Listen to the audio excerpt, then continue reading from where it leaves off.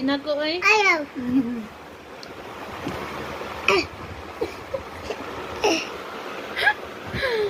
Sige.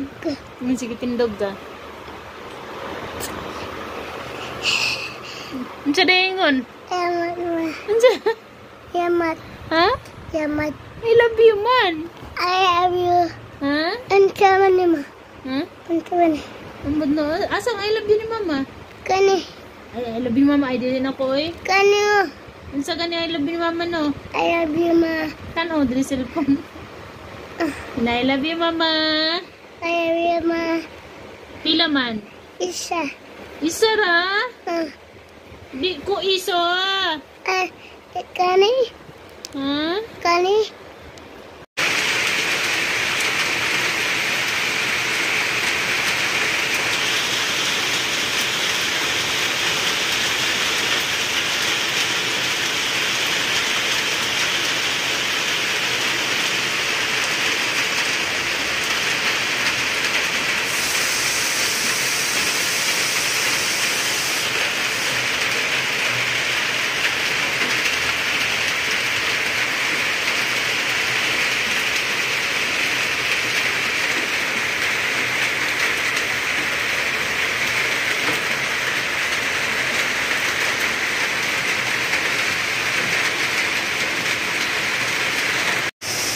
Hi guys, magandang hapon. Mag-alas 5 na dito ng hapon.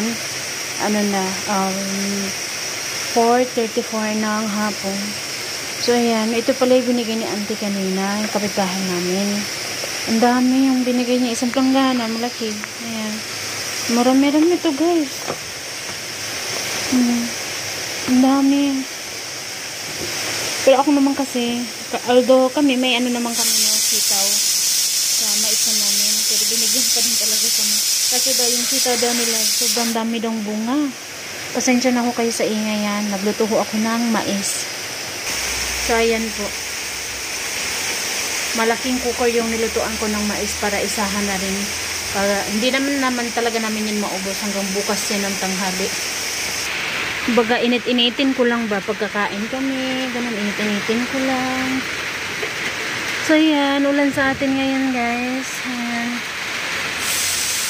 Kaya ngayong araw hindi ako nakapagkulay. Ayan, tignan nyo ulan.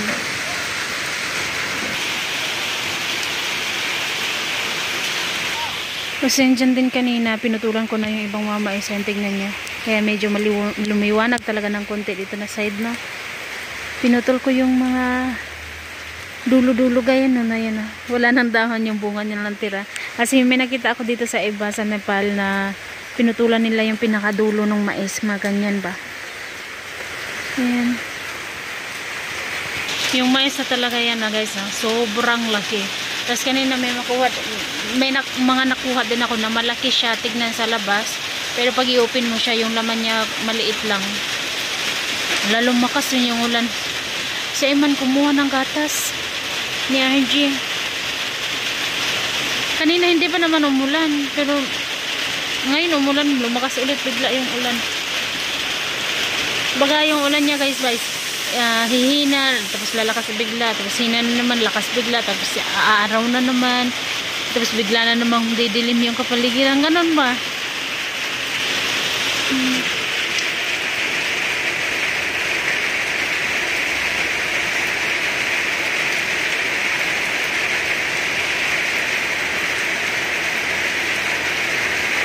Yung squash hindi pa nila kinuha, hinarbis. Ayun na, abot na sa baba. Dahil sa kabigatan niya, dati nasa taas yun, umabot na hanggang baba yun eh. Bumaba na talaga siya, pero hindi pa nila hinarbis. Sayang baka kainin ng daga ba? Marami talaga ditong daga guys, malalaki. Kasi dito sa garden, hindi lang naman sa aming garden, kina auntie din, na may mga malalaking butas.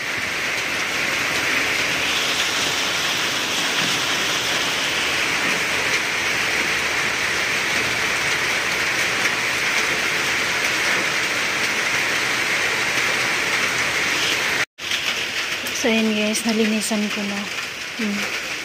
Inanuhan ko na ng tubig dito. Ayan. Inanuhan ko na ng hose ng tubig. Yung hose dyan ko na lang muna nilagay kasi idadanin ko yun sa loob. Nagtatambay din ako ng tubig sa mga planggana or balde para pang CR. Ayan. Ayan. Malinis na. Tapos dito din. Ang sarap brasan nitong lantay. Sa Malaysia is lantay kasi rantay. Ganun. Ang sarap brasan ba yung mga seg-seg na to ba? Wala kasi ako yung pang brush na para sa mga ganito ba, semento ba. Alam niyo yung brush na may hawakan ganun. Wala ako. Meron ako dati pero nabali na yun. Tapos wala na din. Maganda yun pang. Manggigil ako ng tingin dito. Ang sarap brasan kasi lalo na ngayon pag summer maganda to brasan dahil umuulan pa palagi, pero pag winter kasi mahirap dahil alam niyo na pag winter walang ulan at tawag dito walang ulan at yung tubig din hindi diretso ba kasi pag winter kasi dito guys is yung tubig ng balon bumababa. Minsan tumataas siya pag hindi mo siya laging nagagamit, ganun, or isa lang pamilya yung gumagamit. Pero kasi kami dito kasi sa isang balon na yan is 3 kami, sina Auntie, sina Jano, tapos kami 4 pala, tapos yung mga binan ko, ganun. Ayan.